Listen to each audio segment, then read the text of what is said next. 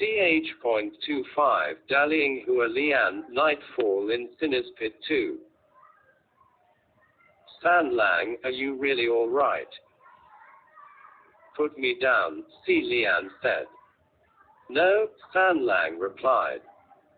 HuaLian was taken aback by the response. What's going on? Was there something on the ground? That pair of arms was still holding him tightly, without any intention of letting him go. HuaLian was going to raise his hand and gently push himself away, but just as he laid his hand on San Lang's chest, he abruptly remembered how he had just been randomly touching him all over, even feeling up his Adam's apple, and quietly withdrew his hand again. It had been hundreds of years since the last time HuaLian cared about what was awkward, but now there was a voice in his head telling him that he better stay still and stay decent. Just then, an enraged, sorrowful wail roared from the other side of the pit. A voice cried, "What happened to you?" Those words were shouted in the Banyu language, and hearing the voice, it was General Kimo that HuaLian had dragged down with him. Since he was already dead, the fool wouldn't have killed him, only blasting a human crater in the ground when he crashed. But when he climbed up from his hole, he started screaming, "What's going on? My brothers, what happened to you?" Exclamation mark. When he howled into the pit earlier from the top of the wall, there were hundreds and thousands of voices that answered his call, as if the pit was filled to the brim with angry, menacing ghosts. But right then and there, other than Kimo's cries, HuaLian could only hear dead silence. There wasn't even any sound of breathing, or that of a heartbeat, from the San Lang who was next to him. HuaLian's breathing hitched, suddenly realizing what was amiss. That's right. Even though HuaLian was pressed against San Lang, he couldn't detect any sounds of his heart beating or his breathing. Kimo roared, "WHO killed you. WHO killed all of you!" Exclamation mark. When a Zhao first fell, there were still horrifying sounds of flesh being ripped apart, but after San Lang jumped, there were no more sounds. Who else could it be? Kimo himself must have realized this, and shouted towards them, "Killing my soldiers, you're dead. I'm gonna kill you." Although he couldn't see, HuaLian could still sense danger rapidly approaching, and jerked his body. "San Lang, watch out. Don't worry about him," San Lang said, still holding him tight. He made a small sidestep and spun around. In the dark, HuaLian heard a series of broken clanking sounds, clear and intense, swishing here and there. Kimo rushed to capture them but missed the first time, and turned around to attack again. San Lang also easily sidestepped again and avoided him. HuaLian's arms involuntarily climbed up San Lang's chest once more and held on tight to his shoulders, unconsciously clutching at his clothes. But the arms carrying him were steady, even with all the spinning and sidestepping. The hold was still strong and secure. HuaLian could feel something cold and hard on those arms that would poke at him every so often, and was a little confused. In the endless blackness, streaks of shimmering silver flashed everywhere, and sounds of a sharp metal inflicting wounds were accompanied by Kimo's angry roars. It was obvious that the Banyu general was heavily wounded by now, but as tough as he was, he refused to admit defeat, and once again rushed towards them. HuaLian called out Ruoye. The silk band answered his call and shot out. A loud snap sounded in the air, and Chemo seemed to have fallen over from getting smacked by Ruoye. Chemo shouted from the ground, "You two! 2 against 1. Unfair. You were gonna kill us. Who cares if it's 2 against 1, or if it's fair or unfair? Saving my life is more important. I'll kill you dead first," HuaLian thought. Stan Lang, on the other hand, only sneered. "Even 1-on-1, you won't win. You don't have to fight." The last line was directed to HuaLian, and the words had none of the jibe, mocking tone. "All right," HuaLian responded, but also prompted him, "Stan Lang, why don't you put me down? I'll be in your way like this. You're not in the way." "Don't come down," Stan Lang said. "Why can't I come down?" HuaLian asked curiously. This guy couldn't possibly enjoy fighting while carrying someone. Stan Lang's answer only had 2 words: "It's dirty." HuaLian had never imagined that to be the answer in such seriousness, too.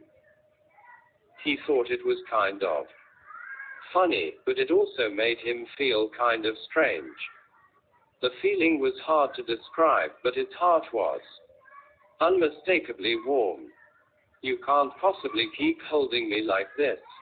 "I could," Stan Lang replied. HuaLian was only joking, but Stan Lang's words had no trace of half-heartedness, and suddenly HuaLian didn't know what to say. In the time they were talking, Chemo had never ceased to attack. Both of Stan Lang's hands were firmly holding him, but something else was keeping Chemo at bay, whipping him to defeat. He shouted while slowly backing off, "That bitch made you too." He hadn't finished his words before a large boom sounded off, and the massive man fell to the ground, no longer able to stand. HuaLian hurriedly said, "Stan Lang, don't kill him. We'll still need to question him if we want to get out of here." Stan Lang heeded his words and stopped. "I wasn't planning on killing him anyway, otherwise he wouldn't have lasted till now." Dead silence returned anew to the sinner's pit. After a moment, HuaLian asked, "Stan Lang, did you do all of this down here?" Even if nothing was visible in the dark, with such an overpowering stench of blood, such an aura of bloodlust, plus the enraged madness of Chemo, it was obvious what had happened down here. There was another momentary silence before HuaLian heard Stan Lang's response. "Yes," he said. It was an expected answer.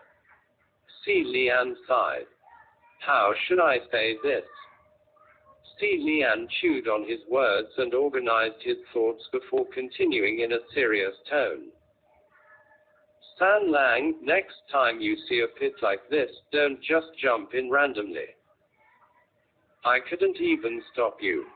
Really, I didn't know what to do." Stan Lang didn't seem to expect this kind of response and let out a confused "Hey." When he spoke again, he sounded a bit odd. "You don't want to ask anything else? What else do you want me to ask?" HuaLian said. "For example, whether I'm human," Stan Lang replied. HuaLian rubbed his forehead. "I don't think that's necessary." "Is it not?" "Is it? It's not important whether you're human or not," HuaLian said. "Oh." HuaLian crossed his arms while in Stan Lang's arms and said, "Relationships should depend on chance and whether we're on the same wavelength, not on identity. If I like you, you can be a beggar and I'll still like you." If I dislike you, you can be the emperor and I'll still dislike you. Shouldn't it be like that? It's simple logic. So, whether you're human or not is irrelevant. Stan Lang laughed out loud. Yeah. You're very right. Right. HuaLian said, laughing along too. But the more he laughed, the more he felt something was off. And it came to him suddenly. He was still letting Stan Lang carry him, and the scary thing was, he had gotten used to being in this position without realizing it. What kind of situation was this? HuaLian cleared his throat quietly, and said, Stan Lang. We can talk about that later. How about you? Put me down first. Stan Lang seemed to have chuckled and said, hold on. He carried HuaLian and walked on for a bit before gently letting him down. Touching ground, HuaLian could feel hard, flat ground. Thanks. Stan Lang made no gesture in response, and after thanking him, HuaLian looked to the sky. Above them, the navy blue sky hung a crescent moon, bright and beautiful. Just that, watching the view from a square frame made it feel like one was a frog in a well. HuaLian commanded Ruoye to try and reach for the top, but as expected, it was stopped halfway as if it bumped into an invisible wall. Ruoye rebounded, unable to go higher. There's an array drawn around the sinner's pit, Stan Lang said. I know, but I wanted to try anyway, HuaLian said. I can't give up until I've tried, you know. I wonder how the others are up there. Would the girl in black have also swept him down? He retold how the girl hung on the pole suddenly came alive and swept all the Banyu soldiers down into the pit to Stan Lang. While talking, he stepped on something on the ground, appearing to be an arm, and HuaLian almost tripped. He steadied himself immediately, but Stan Lang still reached out and helped to support him, chiding, be careful. I told you the ground was dirty, Stan Lang added nonchalantly. HuaLian now understood what dirty meant, and said, don't worry. I want to ignite a palm torch, see what's happened down here and go from there. Stan Lang didn't say anything. Just then, from afar, Chemo's cold voice cried again. You two, doing the deeds of that bitch, all of the thousands of dead souls of this kingdom will curse you. Curse you. HuaLian turned towards Chemo and asked using the Banyu language, General Chemo, who is that person you speak of? Chemo responded with hatred, why pretend to ask? That wicked witch. Is it the woman cultivator roaming in the city streets? Chemo spat angrily on the ground, and HuaLian took that as a yes. He continued to question, weren't you a loyal supporter of the Banyu Guoshi? Chemo was provoked by his words and yelled, I, Chemo, will never again be loyal to her. I will never forgive that bitch! Exclamation mark. Exclamation mark. Afterwards he started uttering a string of curses, inflamed and hysterical, his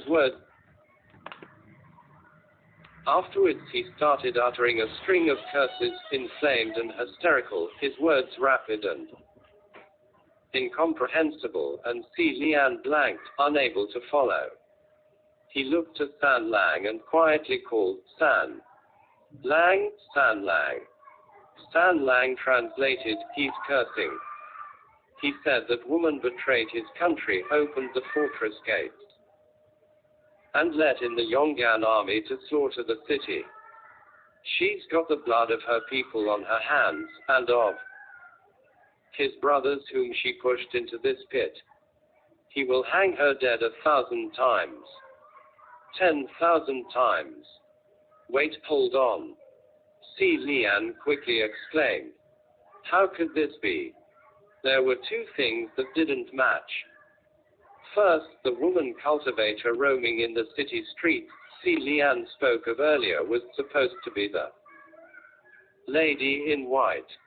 But now Chemo continuously called the Banyu Guoshi bitch, saying she pushed his brothers into the sinner's pit. Earlier, when the black-clad girl swept the soldiers into the pit, Chemo swore and cursed her as the same thing. Plus the last bit, to hang her dead 1,000 times, HuaLian suddenly realized that they couldn't possibly be talking about the same person. Second, it was Banyu Guoshi who had betrayed the kingdom of Banyu. Exclamation mark. HuaLian interrupted Chemo. General, the Banyu Guoshi you speak of, was it the girl in black hung on the hole of the sinner's pit? Who else could it be, if not her? Chemo shouted. The scrawny, corpse-like little girl in black was the real Guoshi of Banyu. But if that was the case, who was the lady cultivator and her black-clad companion, strolling through the streets looking to kill them? The girl in black obviously had unmeasurable powers, and could easily sweep dozens of hostile Banyu soldiers off the wall, so why was she hung above the sinner's pit? Next chapter. Ch.26, Dallying HuaLian, Nightfall in Sinner's Pit 3. The story was getting more complex and convoluted, HuaLian thought. He asked General, I want to ask. Don't ask anymore. Chemo interrupted. You killed my soldiers, what more would you want to know? I won't answer. Now fight me. I killed them. He didn't do anything, San Lang said. You can answer his questions, and fight me. Well, that was irrefutable logic. Chemo yelled angrily, you're both taking orders from her, there is no difference. HuaLian immediately said, General Chemo, I think you're mistaken. We've traveled across the Gobi Desert to get rid of the Guoshi of Banyu. How can we be the helpers she sent for? Hearing that HuaLian was actually there to destroy the Guoshi, Chemo fell silent. He then asked, if you weren't helping her, then why did you kill my soldiers? HuaLian explained, isn't it because you were throwing us into the pit and we had to defend ourselves? Chemo yelled angrily, nonsense. I didn't throw a single one of you. I even caught you. You all jumped down yourselves. Exclamation mark. Yes, we were jumping into the pit ourselves. General, we're all trapped at the bottom of this pit. Right now, let's just call it a truce for now, all right. Why did that Banyu Guoshi open the fortress gates to let the enemies in? As if Chemo would listen to reason. He said, unrelenting, the two of you are sly and unjust, fighting me 2-on-1. HuaLian felt a little exasperated. I only smacked you once. I didn't do much. He didn't mind being called sly or unjust. If the situation called for it, never mind 2-on-1, he would bring 100 to beat one down, who cared about 1-on-1. But earlier, San Lang obviously had the upper hand even while carrying him, and told HuaLian not to fight too. Chemo seemed to think he could have won if it had been just him and San Lang though, and HuaLian felt bad for him. Chemo was incredibly uncooperative, but HuaLian wasn't worried. Chemo seemed to be the type that could easily be made to spill the beans, and they had time, not a problem. Stan Lang, on the other hand, didn't have the same patience. He lazily said, "You better answer his questions for the sake of your soldiers. You already killed them." Chemo said, "It's pointless using them to threaten me. They are dead, but their corpses are still around," Stan Lang replied. Chemo became alarmed, unable to remain sprawled on the ground anymore. "What are you going to do?" Stan Lang smirked. "That depends on what you want to do." Just by his voice, HuaLian could imagine Stan Lang arching his eyebrow. "Do you want their next lives to be fortuitous, or be reborn as a pool of blood?" Chemo stopped, but soon understood what Stan Lang meant, and exploded, "You!" Exclamation mark. The people of Banyu took death and funerals extremely seriously. They believed that, however the deceased looked at the time of the death, that was to be how they would be reborn. For instance, if the deceased was missing an arm, then they would be reborn handicapped. If the corpses in this pit were to be destroyed, then what would their rebirths be like? General Chemo was a purebred Banyu citizen, and couldn't help but be afraid. As expected, on the other side of the dark pit, Chemo gritted his teeth soundly in rage, but finally relented helplessly. "Don't touch their bodies. They were good, brave soldiers. It was already a tragedy to be trapped in the pit for so many years. I don't know if being killed by you is a blessing or not, but I won't have their corpses be humiliated." He paused and asked, "Are you really here to kill Banyu?" HuaLian replied warmly, "That is no lie. The more we know, the more chance we'll have of winning. Not much is known about the Guoshi of Banyu on the outside. We have no idea how to fight her. But you have worked under her before in the past. Perhaps you can enlighten some things for us." Maybe it was because they shared the same enemy, the Guoshi of Banyu, that a sort of bond was developed. Or perhaps in this inescapable chasm atop the dead bodies of his soldiers, Chemo had become disheartened. Whatever the case may be, the general lost the will to attack them. "You don't know why she opened the gates. Because she's against us. She hates us. She hates the kingdom of Banyu." "What do you mean she hates the kingdom of Banyu? Isn't Banyu Guoshi a citizen of Banyu?" HuaLian asked. "Yes, but not entirely," Chemo replied. "She's of mixed blood. The other half is from Yongan." "Ah." As it turned out, that Banyu Guoshi was born of a Banyu woman and a Yongan man. Living on the border with endless hatred and skirmishes, things were difficult, and the Yongan man finally had enough and moved away from the border, back to Yongan.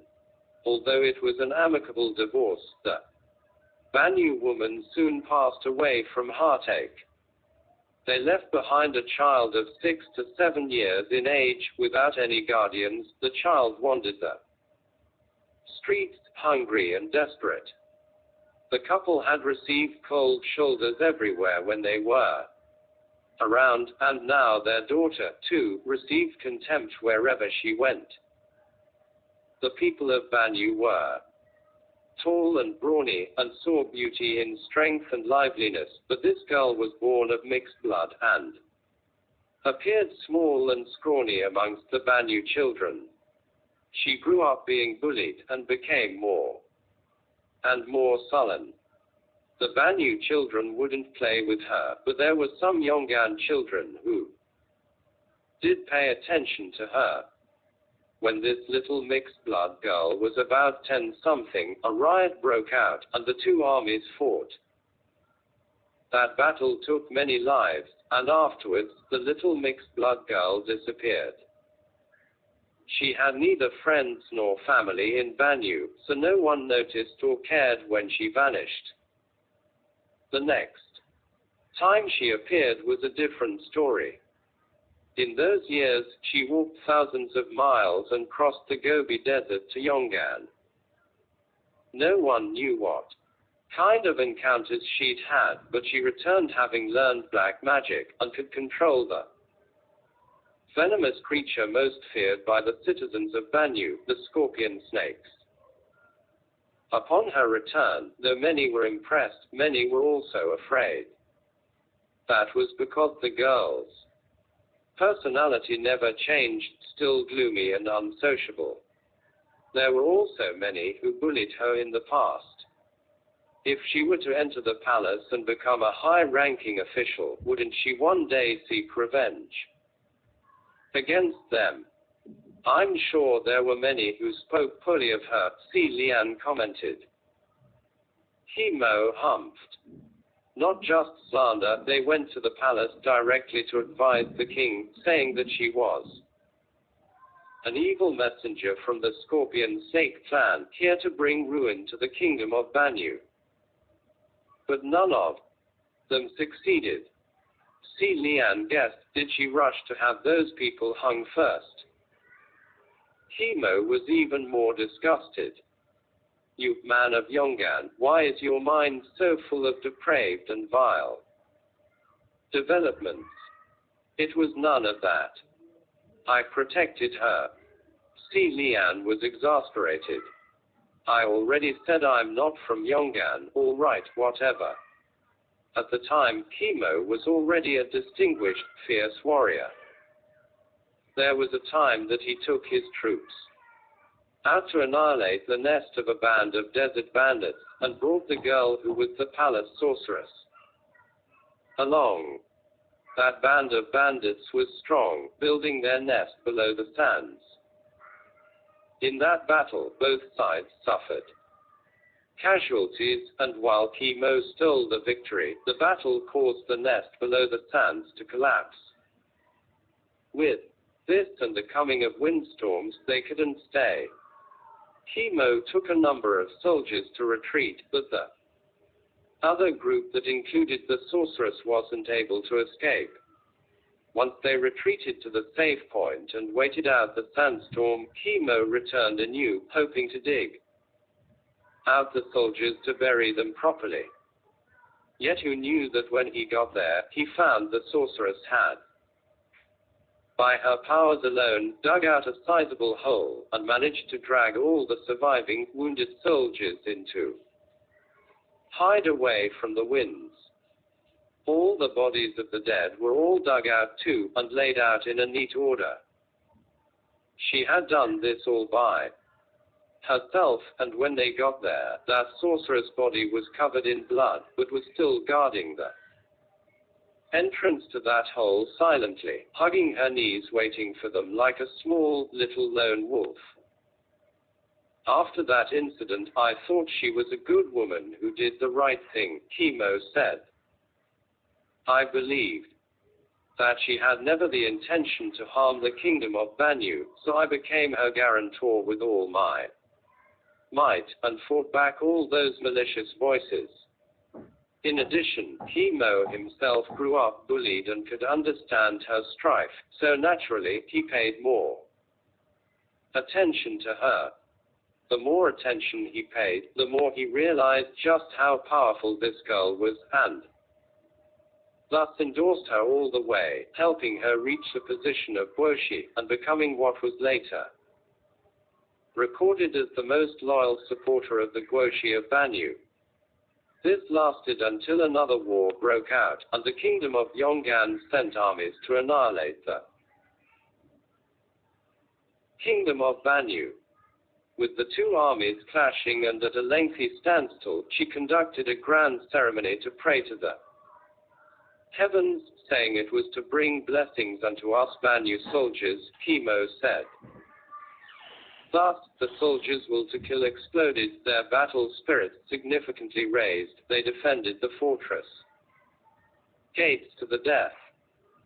There were arrows, giant boulders, boiling oil, swords and blades. The slaughtering was incessantly great.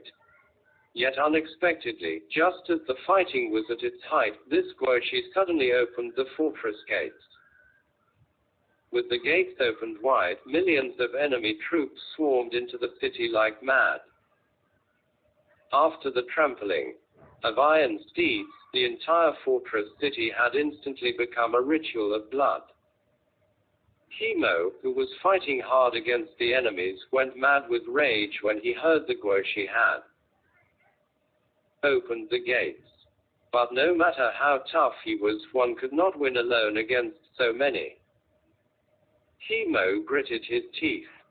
I only learned then that she had long since colluded with the enemy general and agreed to let them in at that moment. But even if I was destined to die in battle, before I died, I was going to kill that traitor no matter what. Exclamation mark. Exclamation mark.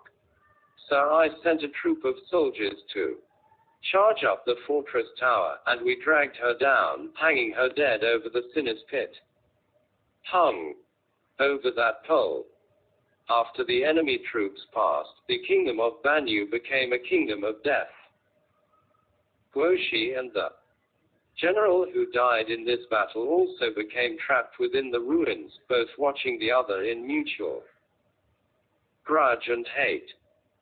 HuaLian asked, so, General Kimo, you led the Banyu soldiers under you to search for the shadows of that Guoshi everywhere, and every time you capture her, you'd hang her head over the sinner's pit. It wouldn't be anything even if we hung her dead 1,000 times, 1,000,000 times. Kimo exclaimed. Because she's been apprehending all my soldiers who have turned savage, and throwing them into the sinner's pit. She's set up a powerful array around the pit that only she herself can break, and once you fall, you can never climb back up. And those of us who have been betrayed by her, those soldiers who died wrongfully in battle, hold a deep resentment that only devouring the flesh and blood of those from Yongyan can appease and allow us to slowly pass from this earth with our hatred released. Otherwise they can only howl deep into the long nights without absolution. So is that why you kept capturing people to feed them? HuaLian asked. What else can we do? Kimo replied. Have me listen to them wail down below without doing anything. The people you threw down, did you catch them yourselves? We can't stray too far from the kingdom of Banyu, but thankfully, her snakes like to haunt, and often crawl out of the ruins to bite people. Those caravans who were bitten would then come into the city to look for the Shanyu fern. That mud face in the palace, was it you who buried it? That's right. That man buried in the earth was originally planning on robbing the riches of the palace. But all the treasures our kingdom had were all cleaned out by those Yongyan men 200 years ago. Why did you only bury him instead of throwing him down directly? HuaLian asked. There's gotta be fertilizer to grow the ferns, after all, Kimo replied. Otherwise we wouldn't be able to hold those scorpion snakes back. We don't want to run into those creatures, either. That's not right, HuaLian thought. If Kimo and his party consciously knew to grow and fertilize Shanyu ferns, even going as far as using live humans as fertilizer, then it was clear that even though they were no longer alive, their fear of those scorpion snakes never lessened. If that was the case, then while they were alive, that fear must have been even greater. If that Banyu Guoshi could control a murder weapon as great as those scorpion snakes, then why would she so easily be dragged down the fortress tower by a bunch of soldiers and be hung to death. According to Kimo, in the past 200-some years, he had captured the Guoxi over and over and had hung her dead repeatedly. Either way, HuaLian felt, if it was him, and he had such a killing weapon in his hands, he would never allow the enemy the chance to come near him. And that the snakes would leave the fortress to hunt was also of interest. Was it an accident? Not likely. More likely, they were purposely trying to lure people into the pass. Then it was the Guoxi's intentional doing. Wouldn't it only be helping Kimo catch live humans to feed his soldiers? Mutual hatred wouldn't make sense then. Were they pretending to be enemies then? What was the point in that? And in all of this mess, there was also the mysterious lady in white and her companion. HuaLian decided to ask more questions. General Kimo, when we first entered the fortress, we saw two ladies, one in white and the other in black. Do you know who they are? Before there was a response, Sanlang whispered, "Shush." HuaLian didn't know what was going on but closed his mouth immediately. A strange hunch made him look up. It was the same frame, navy blue sky with a crescent moon. But next to the moon, he saw a person, a small, black-clad silhouette peered over the edge and was looking down. After watching them for a bit, the little form suddenly grew bigger. It had jumped down. As the figure fell, HuaLian could see clearly that it was the Guoxi who had been hanging on the pole earlier.